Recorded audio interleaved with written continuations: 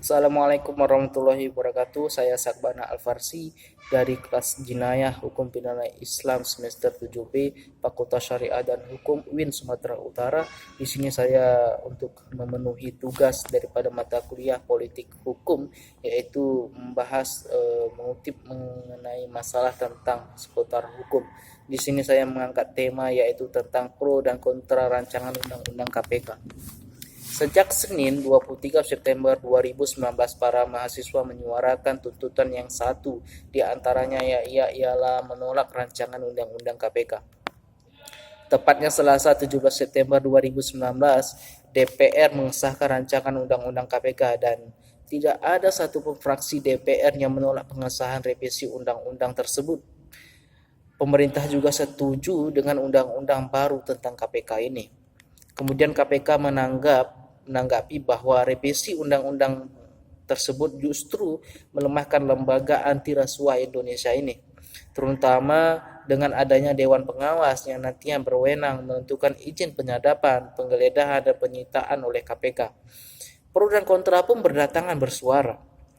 Wacana peraturan pemerintah pengganti undang-undang dan Perpu untuk membatalkan undang-undang KPK diusulkan sejumlah pihak dan kalangan mahasiswa.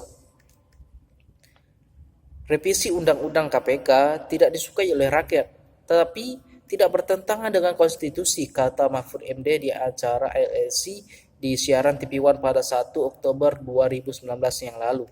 KPK melalui situs resmi kpk.go.id Selasa 10 September 2019 memberikan 10 persoalan draft rancangan Undang-Undang KPK. Yang pertama, independensi KPK terancam. 2. Penyadapan dipersulit dan dibatasi. 3. Pembentukan Dewan Pengawas yang dipilih oleh DPR. Yang keempat, sumber penyelidik dan penyidik dibatas. Yang kelima, penuntut perkara korupsi harus koordinasi dengan Kejaksaan Agung. Yang keenam, perkara yang mendapat perhatian masyarakat tidak lagi menjadi kriteria. Yang ketujuh, kewenangan pengambil alihan perkara di penuntutan dipangkas. Yang kedelapan, kewenangan strategis pada proses penuntutan dihilangkan. Yang kesembilan, KPK berwenang menghentikan penyidikan dan penuntutan. Yang kesepuluh, kewenangan KPK untuk mengelola pelaporan dan pemeriksaan LHKPN dipangkas. Asrul Sani di Jakarta menegaskan, penguatan KPK adalah kebutuhan mutlak saat ini. Tentu saja perlu dilakukan pembenahan dari sisi internal terlebih dahulu di KPK. Misalkan ada komitmen untuk menangani kasus secara tuntas tidak pandang bulu sehingga terpenuhinya asas kepastian hukum. Jangan sampai sudah ditersangkakan namun kemudian tidak ada proses hukum lanjutan, tegas dia Asrul Sani di Jakarta. Kalau fraksi di DPR tidak sejalan dengan KPK, meragukan kinerja KPK yang pandang bulu dalam milih kasus dan anggota DPR ada yang korupsi atau mencuri.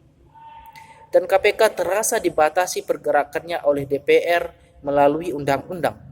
Lantas, elemen mana yang harus kita percayai?